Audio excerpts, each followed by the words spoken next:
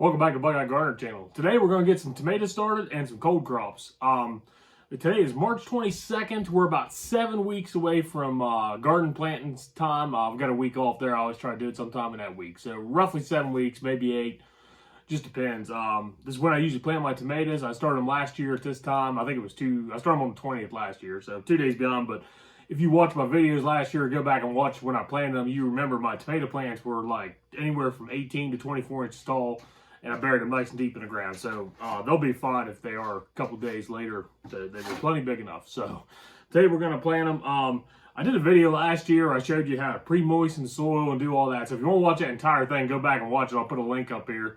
And you can go back and watch that. But I'm going to do kind of a quick run through today what I'm going to do. I already pre-moistened the soil. Make sure you get some kind of seed starting mix. If you're going to start seeds, I use this from Miracle Grow. I got Tractor Supply. It was $4.99 for a bag. A bag will do roughly 2 trays, maybe a little bit more. So it just depends.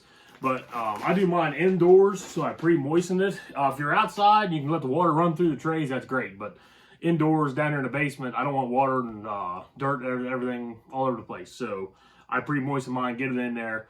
I'm going to use a heat mat on the tomatoes, not on the broccoli and the cold crops, the cabbage. They don't need heat mat. Same way with the onions. When I started these onions here a few weeks ago, I didn't put any heat under them. Now you can see my peppers here. They are about 2 weeks old now. And you see they're looking pretty nice. They're popping up good. I think everyone germinated except for 2. So that's pretty good. 2 out of 48. That's not bad. So what we'll do today is just tell you real quick the kinds I'm going to plant, and then I'll just fast forward while I'm planting it. But if you want to watch more in depth and detail, I'll show you in the other ones. So we're going to do some Brandywine, pink Brandywines. Those are my favorite tomatoes. Always like those. We call them potato leaf when I was a kid, but that's what they are. We're going to do some red snapper this year. I did red snapper last year. I did the year before. Wasn't crazy about it. Last year, was really impressed with it. So we're going to plant some more of those this year. They were nice big tomatoes, determinate tomato. Do one little 4-pack of Celebrity Plus. Just I like to kind of compare that to Red Snapper. They're determinate too, and they come a little bit earlier. So the Red Snappers were later, but it was a nice crop. So it was kind of nice having them split up so you have to do everything all at once. We're going to do some early girls because we always like some early tomatoes. This year, Seed and Such, one of the free tomatoes they give out, was this 42-day tomato. Never tried it. We're going to give it a try. See if it really is 42 days. See if it's earlier than my early girls. And if you watched any of the videos last year, you remember my Lemon Boy tomato beat Early Girl. Again, that was the second year in a row that I had Lemon Boy tomatoes, probably a week and a half before I had Early Girls. So they are always early. They say this one here says 75 days. It's closer to 50. It beats the Early Girl every year, at least the way I plant them. For some reason it does. So we'll do 4 Lemon Boys. Those are yellow tomato. They're really sweet, indeterminate. They get huge. Not the tomato, the plant. The tomatoes are nice size too, but they're really good tomato. And then we're going to do 2 kinds of cherry tomato. I got Sun Sugar and Super Sweet 100. These were my favorite last year. We're going to do more of those, and I was going to do a few of these just to have a variety. I got 2 little boys. They really like cherry tomatoes, so we'll do those. And then over here, for the cold crops, I got some Green Magic broccoli, which is my favorite broccoli to grow. I've tried a couple other kinds. This does the best for me. So last year, it's the first year I actually got broccoli in early in the year. So we're, like I said, today's the 22nd of March. And we're probably 4 weeks away from putting it in the ground. So we'll get it started today. We'll put it in the ground. It'll be about that tall. And that did great last year. It was ready to harvest before the pests got bad. I think that's why it did so good. There was no worms in it. I cut it all up in the sink. It's really good broccoli. So Green Magic broccoli. We'll do several of those. Some Stonehead cabbage. That seems to be the cabbage that does the best for me. That's why I do that one. We'll do a couple cauliflower plants this year. I'm not crazy about cauliflower sometimes, but I got a couple recipes I want to try, and I thought I'll try some fresh cauliflower. And then we're going to do a couple kinds of collards. I got some flash collards and some top bunch, and I'm not sure why I bought that because I like the flash better. So we're going to do one of each and compare them because I had accidentally bought that kind. So let's get to planting here, and then I'll show you how to put the humidity domes on. Like I said, we're going to put heat under the tomatoes, not the cold crops. We will put a humidity dome on them, and as soon as they poke through, we'll have the lights down nice and low like these ones. And as soon as they poke through, we'll take the domes off, give them some air, and they should be all right. So let's get started.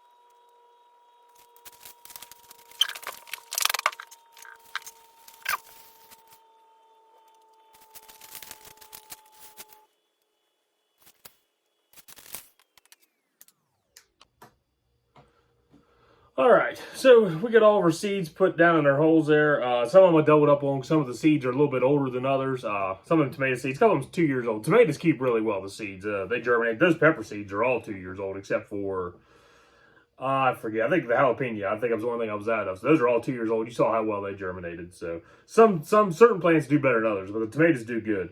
But what I wanted to mention was on these red snapper seeds, if you saw when I planted them, they're pelleted. And they're coated with a white clay. All it does is make them easier to get a hold of for planting. But what I like to do is give those ones a little extra shot of water to help soften that clay and to get them started. Because it takes a little bit for that water to soak through that clay. I just like to make sure they got a little extra moisture. Like I said in my other video, you don't want to get your soil soaked. You don't want to be able to like wring water out of it and stuff. You want it pretty moist. But we'll show you how we cover them up here. We'll just give those a little extra drink just because they're pelleted. But there's plenty of moisture in the soil to get them going. They don't need that much. And when you use a humidity dome, it'll keep all that moisture in too. So, get some dirt I got left here to cover them up with. So we don't want to bury them deep. We just want to give a little sprinkle on top. Now, a lot of people that I've seen on YouTube and a lot of things I've read, people use different things for this. A lot of them use perlite, some use vermiculite.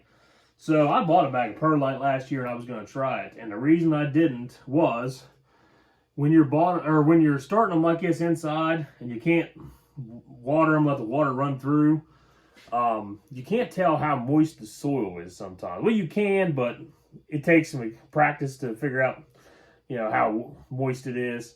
And after you do it a little bit, like usually by the end of seed starting, I've pretty well got it figured out. But then next year rolls around, I'm starting all over again. So I chose not to use that because you can't visually see the soil. You can see when the soil is dry on the other ones. It's like, oh, the time to water. Once the plant gets bigger and you can bottom water them like I do, then it's not as big a deal. But you got to watch doing that when they're little. You get them too wet and they'll drown. So we're just going to put a little bit over the holes that we had them poked down in. And then we'll do that. Just give a little tap. I'm barely pushing on, just enough to kind of flatten the soil out to make contact with the seed. That's all we want to do here. You don't want to pack it in there. You want the seeds to push up through this. Just go like that. Like I said, you got to make sure you got contact with the seed. That's where the moisture will come in the seed to help get it germinated. We'll do the same thing down here with these ones. And then I like to give just a spritz of water with my little mister here before I put the lids on.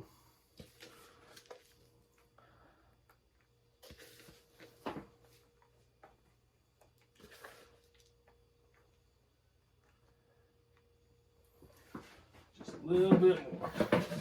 Looks like I pre-mixed just enough in my bucket here. I started to get that a little heavy.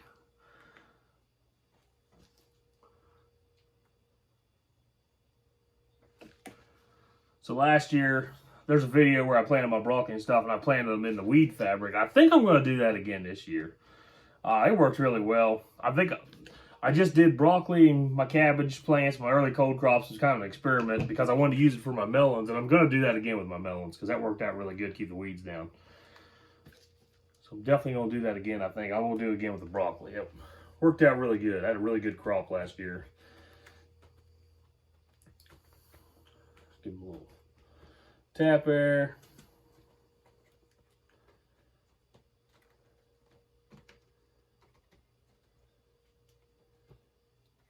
All right, now just give them a little spritz with our water. Like I said, your soil's pretty moist and it doesn't need much. I just like to give a little bit. It kind of runs right down in where that seed's sitting. If you remember, we took our fingers, I poked the little holes down in to put the different seed sit in. So that water might lay right in there with that seed and help get it germinated. You don't have to use one of these little sprayers. You can't use a watering can. It's a little too much. You can go real easy with a spray bottle or something. But one of these little sprayers, you can get a Tractor Supply. They're less than $10. They're pretty nice. The first one I got for $5. It was on clearance. I really, really liked it. And the seal went out of it this spring. I had to go get a new one. It was all dried out. I think I put some kind of chemical in it last year in the garden and left it in there all summer is what happened. So it was my fault, but Tomatoes, a little drink.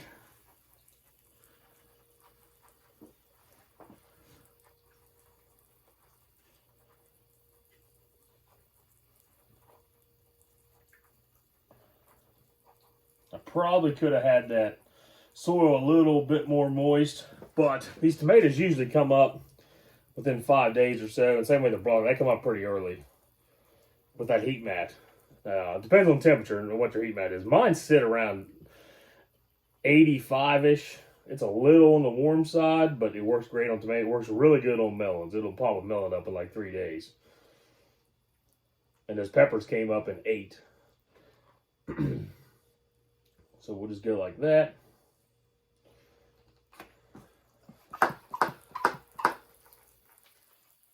One last drink. I'll put the lid on. I won't open the lid until they sprout, so that water lasts a few days.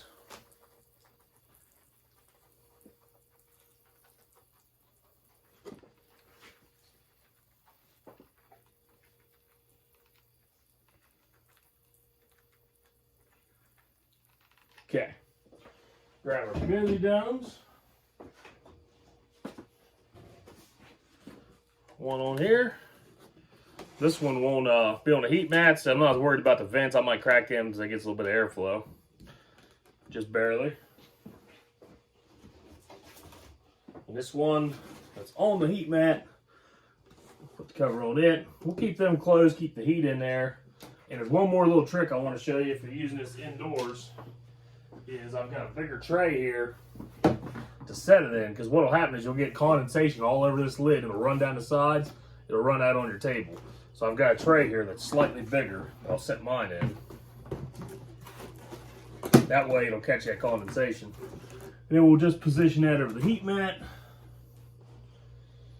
All right. And we'll drop our lights down here in a minute and she'll be ready to go. All right, so that's how we're gonna start our tomatoes and our cold crops, our broccoli and cabbage and everything this year. Like I said, these will go to ground in about 4 weeks. These will be about 7 or so. I will up pot these about the same time I planted these. I think last year I up potted them on, I forget the date. It was somewhere around April 23rd, we'll call it, somewhere in there. They were almost root bound already. They were 12 inches tall. They were huge plants. So we will up pot these and give them plenty of room. I'll put them in a clear tote and stuff. Check out my other videos. I'll put a link right here for it. Check out them other videos and you'll see how we progress them until we get ready for plant season. And then watch a planting video. You'll see how big they are when we plant them. This will be my 4th year doing this, and every year I've had great success with it. So I love starting my own seeds. And you can see I'm maxed out on room right now. I've got 4 10 by 20 trays going, but the onions will be going in the ground here in 2 or 3 weeks. So that'll open a spot up, and then we'll be planting our zucchini and watermelons, cantaloupes, all of our melon type stuff, warm crops. Maybe I might start a little bit of okra too, because here in Ohio, soil takes a while to get warmed up. And okra needs warm soil to germinate, so might start some okra too in that tray if I got room. And we'll get that out probably the week after we get everything else in the garden and warms up a little bit. It just depends on the weather. We'll have to see. I'll let you know. But anyhow, that's how I get them started. Like I said, watch some other videos if you want more detail on it. I'm just trying to speed this up a little bit, just show you what varieties I'm doing this year and why. So thanks for watching. Make sure you like and subscribe. And thanks for watching Buckeye Gardener channel.